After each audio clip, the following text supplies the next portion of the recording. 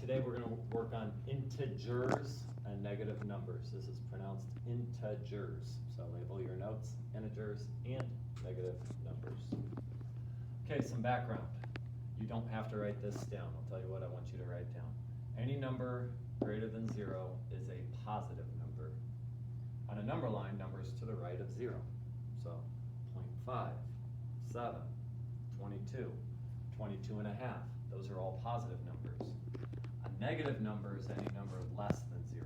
So on a number line, it's all the numbers left of 0. 3, negative 3, negative 17, negative a half, negative 3.8, anything to the left. And then finally, this is a new term, I want you to write this down, integer. And the definition is any whole number. No fractions, no decimals. So 1, 2, 3, 1,000. And all those are integers. Negative 5 is an integer. Okay? It's any whole number. 0 is an integer. Okay, so that's what an integer is. We'll be dealing with those this week. Next thing I want you to write in your notes is negative numbers. How do we use negative numbers?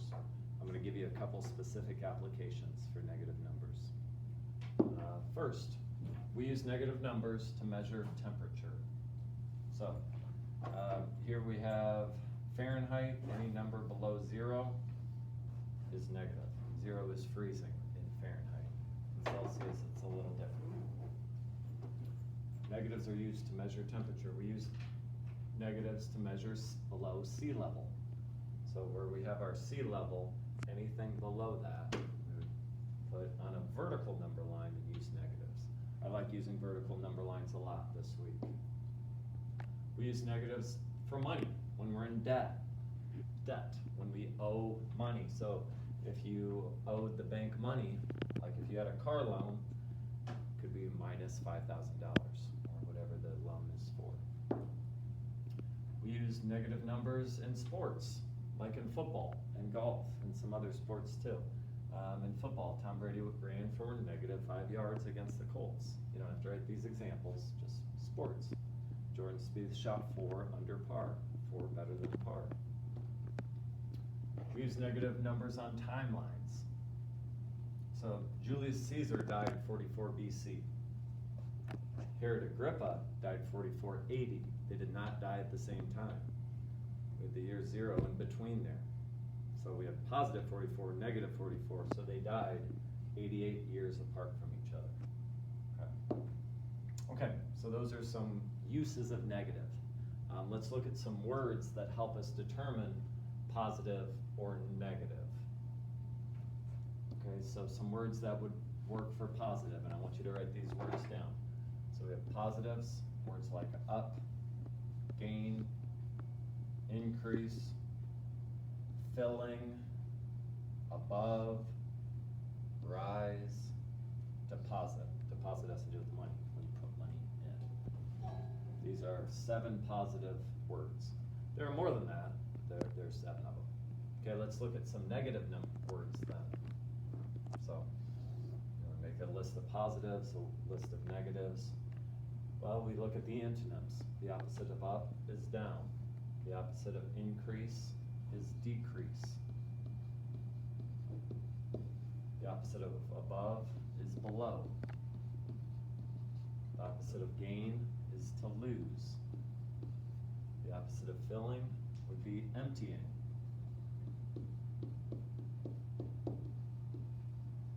The opposite of rise is fall. The opposite of to deposit is to withdraw. It's a banking term, to take money out. Okay.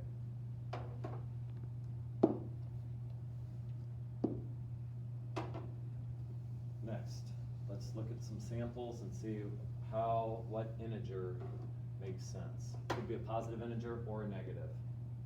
The price of eggs has decreased $2 over the past year. So it hasn't gone up $2, it's gone down $2. So the integer would be minus 2 or negative 2. The ship lies 30 feet below the sea level. Since it's below the sea level, that would be minus 30. If it was above, we would just write 30. We don't have to put a plus sign. We think we know it's plus. Plus is default. So we would only put a negative or minus. The temperature has dropped 7 degrees, so that would be minus 7. Those are our integer. Integers don't have labels. Integers are just numbers.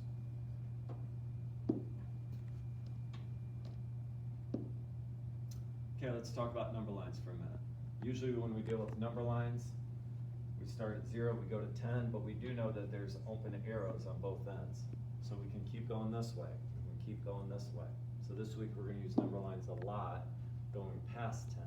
So in your notes, let's draw a number line, put 0 in the middle, put a positive 10 over here, you can just write 10, put a negative 10 over here, and let's put halfway in between, negative 5 and positive 5. Okay, so on a number line.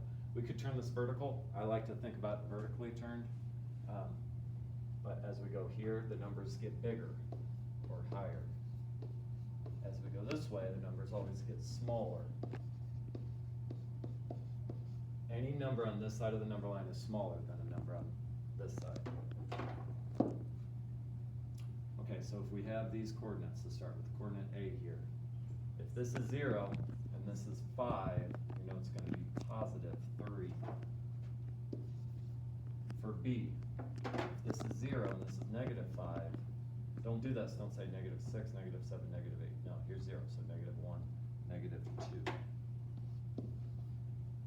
And C, again, don't say negative 12, 10, negative 11, negative 12, now we're here. Negative 5, negative 6, negative 7, negative 8.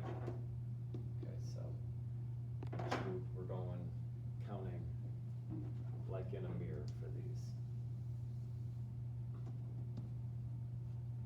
Okay, let's compare numbers now. Like I've said before, I like to turn this vertical.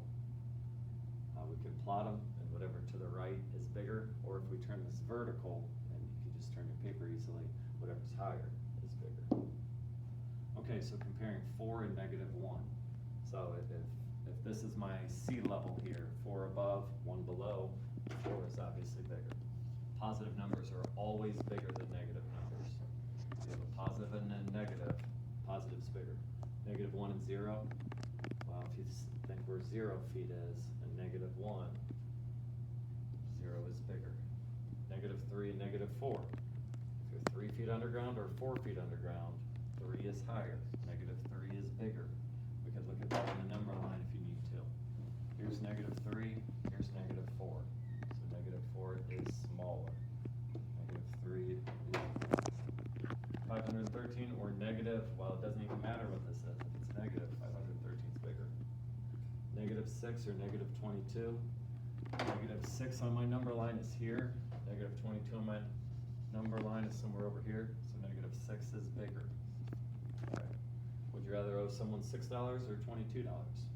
6. It's bigger. You always want more. Would you rather have $9 or owe $9? Would you rather have it? Okay. Lots of ways to think of this. But again, we can compare with number lines if we're having trouble visualizing. Okay, let's talk about computing distances. And we'll go over the algorithm for this in a couple days. But to do this, we count the spaces between. So if I was going to know the difference between 5 and 7, 7 minus 5, I would just count the spaces between. There's 2 spaces. So the same is true with negative numbers if we have a number line. So we have negative 3 here, and we have positive 2 here. So count the spaces. Don't count the lines in between, but the spaces.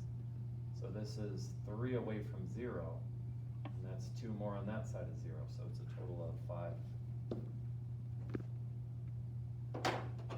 Negative 1 to negative 5. So negative 1 is here, negative 5 is here. 1, 2, 3, 4 apart. Negative 4 to 4. Well, negative 4 is here. Positive 4 is here. This is 4 away from 0, and this is 4 away from 0, for a total of 8. Okay. This is setting us up to subtract and add negatives and all integers. Okay, so we just covered these 5 topics in ALEKS. If you are in ALEKS, you could go and do any of these topics. be 6 topics even.